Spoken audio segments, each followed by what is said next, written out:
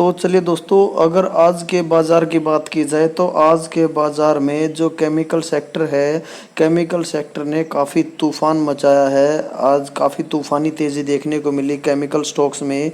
यहाँ पर आप देख सकते हो बिल्कुल साफ साफ यहाँ पर आपको दिखाई दे रहा है केमिकल सेक्टर ने 3% की तेज़ी के साथ परफॉर्म किया है। और रियलिटी की बात करें, रियलिटी ने 1.77, रिटेलिंग की बात करें 1.31। और अगर आगे बात करें हम, अगर एफएमसीजी की बात करें तो एफएमसीजी ने 0.63% की गिरावट के साथ परफॉर्म किया है। तो बाकी टॉप परफॉर्मर जो है आज का वो आपको केमिकल सेक्टर ही दिखाई देगा। तो देखते हैं कुछ केमिकल कंपनीज को। तो देखिए दोस्तों, चाहे केमिकल कंपनीज में कमोडिटी केमिकल कंपनी हो चाहे स्पेशलिटी केमिकल कंपनी हो, सभी को लगभग एक लाठी से हाँका गया है। तो सभी में बराबर तेज़ी दिखाई दी है। जो जितना बेटन डाउन था उसमें उतनी ही ज़्यादा तेज़ी दिखाई दी है। और जो ऑलरेडी भाग चुके हैं या अपने ऑल टाइम हाई के आसपास हैं उनमें थोड़ा सा कम तेज़ी दिखाई दी है। जैसे एथर इंडस्ट्रीज़ की बात करें तो एथर इंडस्ट्रीज़ में केवल लगभग फ्लैट ही परफॉर्मेंस देखने को मिली, कोई खास तेज़ी देखने को नहीं मिली। ज्योति रेजिन्स की बात करें तो ज्योति रेजिन्स कल भागा था, आज कुछ खास परफॉर्मेंस देखने को नहीं मिली। यासो इंडस्ट्रीज में भी कोई खास परफॉर्मेंस देखने को नहीं मिली। और अगर बात करें एमएफएल मेग मनी फाइन केम लिमिटेड की, तो यहाँ पर आप देख सकते हो 12% की तूफानी तेजी के साथ आज क्लोजिंग दी है। और अगर बात करें दीपक नाइट्राइट की, तो दीपक नाइट्राइट ने भी 6.5% से ऊपर की तेजी के साथ परफॉर्म किया है। बात करें आरती इंडस्ट्रीज की, आरती इंडस्ट्रीज जो बिल्कुल टूटा पड़ा था, बिल्कुल नीचे पड़ा हुआ था, बिखरा पड़ा था, तो उसने भी लगभग आज 5.5% के आसपास की तेजी दिखाई है। Sumitomo chemicals, essential chemical agro chemical company जो है काफ़ी अच्छी तेजी दिखाई दी है सुमिटोमो केमिकल्स में 6% से ऊपर की। और अगर बात करें पीआई इंडस्ट्रीज, पीआई इंडस्ट्रीज में इतनी कम तेजी क्यों दिखाई दी है? क्योंकि दोस्तों पीआई इंडस्ट्रीज जो है ऑलरेडी अब ऑल टाइम हाई के आसपास है। बिल्कुल कम डिस्काउंट, 10% से भी कम का डिस्काउंट इसमें। और आज तो ये भी अवेलेबल नहीं है, 10% क्या 7% के आसपास का डिस्काउंट शायद अवेलेबल होगा अपने ऑल टाइम हाई से। तो सुमिटोमो केमिकल्स काफ़ी टूटा हुआ था। अगर इसके स्पोर्ट की बात करें तो 400 रुपये, 408 रुपये के आसपास ही इसका मेजर स्पोर्ट आप मानकर चल सकते हो। तो हर बार जो है 408 रुपये से ही तेज़ी इसमें दिखाई देती है। तो आज भी 408 रुपये से इसमें तेज़ी दिखाई दी है। तो काफ़ी बिटन डाउन था, काफ़ी नीचे गिरा हुआ था, इसी वजह से थोड़ा सा ज़्यादा तेज़ी इसमें दिखाई दी है पीआई इंडस्ट्रीज से अगर कंपेयर करें। पीआई इंडस्ट्रीज ऑलरेडी जो है ऑल टाइम हाई के आसपास है। और अगर बात करें पिडिलाइट जो केमिकल सेक्टर की लीडर कही जा सकती है, पिडिलाइट ये कहाँ पीछे रहने वाला था? तो ये भी जो है 2.77% की तूफानी तेज़ी कही जा सकती है अगर पिडिलाइट के पर्सपेक्टिव से बात किया जाए, क्योंकि इतने परसेंट की तेज़ी जो है इसको तूफानी तेज़ी मान सकते हो अगर पिडिलाइट की बात की जाए, क्योंकि ये ज़्यादा ना तो भागता है ना ही ज़्यादा गिरता है। तो ये काफ़ी तूफानी तेज़ी मानी जा सकती है पिडिलाइट के पर्सपेक्टिव से। और अगर बात की जाए SRF B2B market leader company कही जा सकती है, तो ये भी काफ़ी अच्छी तेज़ी के साथ इसने परफॉर्म किया है। और अगर बात करें फेयरकेम ऑर्गेनिक्स जिसका 99% बिजनेस जो है ओलियो केमिकल्स में ही है, तो इसने भी लगभग 6% की तूफानी तेजी के साथ परफॉर्म किया है। 1000 रुपये का स्पॉट इसने लिया था, काफ़ी हेल्दी स्पॉट कहा जा सकता था, बिल्कुल 1000 रुपये 997 रुपये तक चला गया था। अगर किसी ने वहाँ पर लपका होगा तो उसको काफ़ी अच्छे रिटर्न्स देखने को मिल रहे होंगे। फाइनोटेक्स केमिकल की बात की जाए तो फाइनोटेक्स केमिकल ने भी 8% से ऊपर की तेज़ी के साथ परफॉर्म किया है। बात करें मेरी top most holding fine Organics की, तो फाइन ऑर्गेनिक्स ने आज इतना अच्छा परफॉर्म नहीं किया है। कल जो है 4.5% के आसपास की तेज़ी देखने को मिली थी और जो है 2-2.5% की तेज़ी आज देखने को मिली है। तो अगर बात करें विनाती ऑर्गेनिक्स, तो विनाती ऑर्गेनिक्स को भी बाजार ने नहीं छोड़ा। इसमें भी जो है 1790 के आसपास ये था, तो 1790 से अच्छी तेज़ी इसमें दिखाई दी है। तो काफ़ी अच्छी तेज़ी विनाती ऑर्गेनिक्स में भी देखने को मिली है। हालांकि ज़्यादा ऊपर नहीं गया है, अभी भी जो है यही बिल्कुल आसपास ही 1800 के ज़्यादा दूर नहीं है, क्योंकि ज़्यादा तूफानी तेज़ी इसमें देखने को अभी नहीं मिली है। तो देखिए दोस्तों, काफ़ी सारे केमिकल स्टॉक्स को हमने इसमें जो है मैंने इसमें दिखाया है, लेकिन बहुत सारे स्टॉक्स और भी रह गए होंगे, क्योंकि अगर टोटल कंपनीज की बात करें तो 216 कंपनी जो है बाजार में लिस्टेड है केमिकल कंपनीज, जिनमें से जो है 152 कंपनीज में आज जो है तेजी देखने को मिली है, और बाकी जो कंपनी है उन्होंने लगभग फ्लैट ही परफॉर्मेंस दी है, क्योंकि फ्लैट परफॉर्मेंस उन्हीं में देखने को मिली है जो ऑलरेडी भाग चुके हैं। जैसे कुछ एग्जांपल मैंने आपको एथर इंडस्ट्रीज, यासो इंडस्ट्रीज, ज्योति रेजिन्स, कुछ इस तरह के एग्जांपल जो है मैंने आपको बताए, तो उनमें ज़्यादा तेज़ी देखने को नहीं मिली, क्योंकि वो ऑलरेडी जो है अपने ऑल टाइम हाई के आसपास हैं।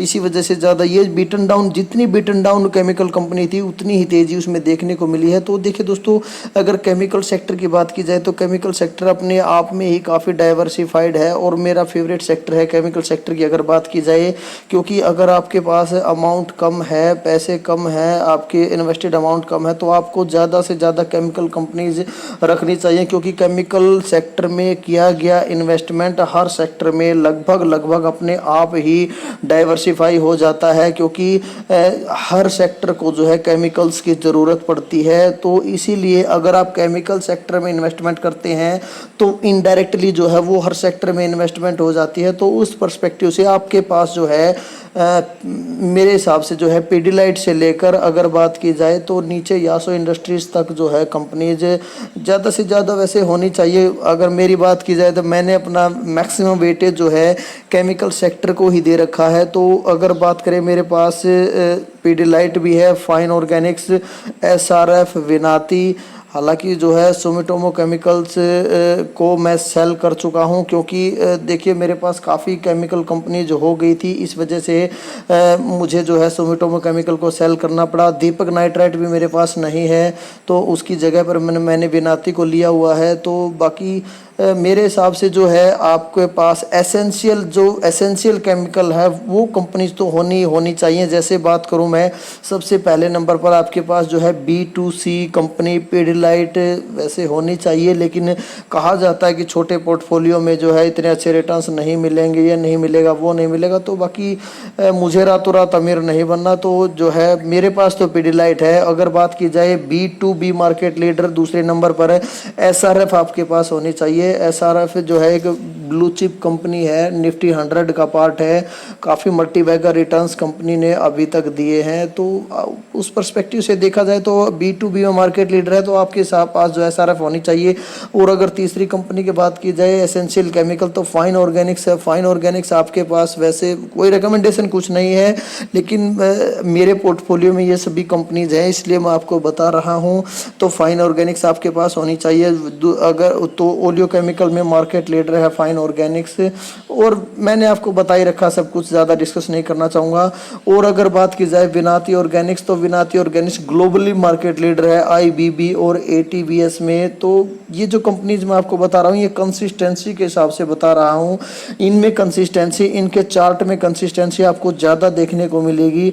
तो ये कंपनीज आपके पास सबसे पहले होनी चाहिए, जो ये कंपनीज मैं बता रहा हूँ। तो उसके बाद जो है विनाती ऑर्गेनिक्स के बाद आप एसेंशियल केमिकल, एग्रो केमिकल की तरफ जा सकते हो। तो उसमें आपके पास या तो PI इंडस्ट्रीज काफ़ी ऊपर है, हालांकि सुमिटोमो केमिकल्स भी ऊपर आने की कोशिश कर रहा है, आज काफ़ी तेज़ी देखने को मिली है। तो बिटन डाउन स्टॉक्स था सुमिटोमो केमिकल्स, तो आपके पास PI में मौका नहीं था तो सुमिटोमो लेना चाहिए था। बाकी ठीक है, मैंने तो सेल कर दिया, क्योंकि मेरे पास जो है अमाउंट कम है, स्टॉक्स जो है काफ़ी ज़्यादा हो गए थे, इसलिए स्टॉक्स जो है कम करने के चक्कर में, थोड़ा फोकस्ड पोर्टफोलियो बनाने के चक्कर में मैं जो है सुमिटोमो को सेल कर चुका हूँ।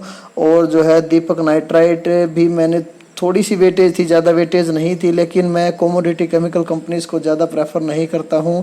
तो सुमिटोमो केमिकल्स भी कोमोडिटी केमिकल कंपनी थी, दीपक नाइट्राइट भी कोमोडिटी केमिकल कंपनी, तो मैं जो दोनों को एग्जिट कर चुका हूं। और आगे अगर बात करें, फिर आप जो है थीमेटिक कंपनी जैसे सोलर इंडस्ट्रीज़ को देख सकते हो। अगर आपको डिफेंस में एक्सपोजर, या फिर आपको लगता है कि जो एक्सप्लोजिव है, अगर इसरो से उसका जो है डायरेक्ट कनेक्शन है, तो चंद्रयान 3 की अगर बात की जाए, या फिर स्पेस लॉन्च व्हीकल बनाने के लिए इसरो के साथ जो है पार्टनरशिप की है सोलर इंडस्ट्रीज़ ने, तो उस पर्सपेक्टिव से आप सोलर इंडस्ट्रीज को कंसिडर कर सकते हो। ईवी के एक्सपोजर के लिए आपको देखना है तो आप नियोजन केमिकल को देख सकते हो। नियोजन केमिकल के अलावा आर्चिन केमिकल जो एक लो कॉस्ट प्रोड्यूसर है, आप उसको कंसिडर कर सकते हो। तो इस तरह से, और अगर एक और कंपनी मैं आपको बताऊं, यासो इंडस्ट्रीज जो कि रबर केमिकल कंपनी बनाती है, तो रबर केमिकल में अगर बात की जाए तो कंपनी का 35% रेवेन्यू जो है रबर केमिकल से आता है, यासो इंडस्ट्रीज की बात की जाए, और 25% रेवेन्यू स्पेशलिटी केमिकल से आता है। तो जो है टायर कंपनीज को रबर केमिकल बनाकर देती है यासो इंडस्ट्रीज। तो गाड़ियां चलेंगी ही चलेंगी, टायर डलेंगे ही डलेंगे, टायर बनने ही हैं, टायर बनेंगे तो उनके लिए केमिकल रिक्वायर हो गए। तो उस पर्सपेक्टिव से आप देखो तो यासो इंडस्ट्रीज का बिजनेस भी काफ़ी अच्छा नज़र आता है, लेकिन वो एक जो है माइक्रो कैप कंपनी है। आगे अगर ओलियो केमिकल में बात की जाए तो फाइन ऑर्गेनिक्स तो ओलियो केमिकल के डेरिवेटिव में काम करती है, लेकिन अगर आपको प्योरली ओलियो केमिकल कंपनी को देखना है तो आप फेयरकेम ऑर्गेनिक को कंसीडर कर सकते हो, क्योंकि ओलियो केमिकल पेट्रोकेमिकल की रिप्लेसमेंट माने जा रहे हैं और इन्वायरमेंट फ्रेंडली भी होते हैं। तो अगर उस पर्सपेक्टिव से देखा जाए तो ओलियो केमिकल का जो मार्केट शेयर है वो काफ़ी बढ़ने वाला है फ्यूचर में। तो उस हिसाब से फेयरकेम ऑर्गेनिक्स अभी भी टूटा हुआ है, ज़्यादा नहीं भागा है। तो 1000 के आसपास का सपोर्ट इसने लिया था, अगर वहां पर किसी ने उठाया, मैं कवर तो करता आ रहा हूं लगातार, अगर किसी ने मेरे वीडियोस देखकर कंसीडर किया होगा उसको तो काफ़ी अच्छे रिटर्न्स उसको देखने को मिल रहे होंगे।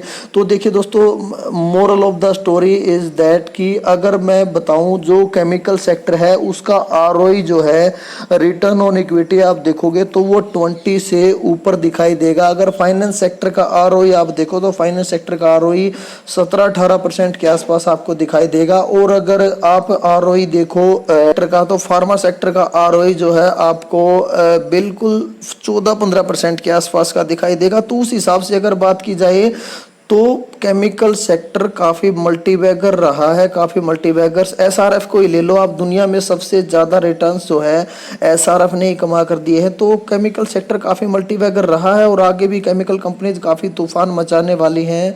तो अगर उस पर्सपेक्टिव से देखा जाए तो आपका एक्सपोजर केमिकल सेक्टर में थोड़ा ज़्यादा ही होना चाहिए अगर आपको रिटर्न्स जो है अच्छे कमाने हैं। लेकिन केमिकल सेक्टर में जो है कंसिस्टेंसी आपको थोड़ा सा कम देखने को मिलती है।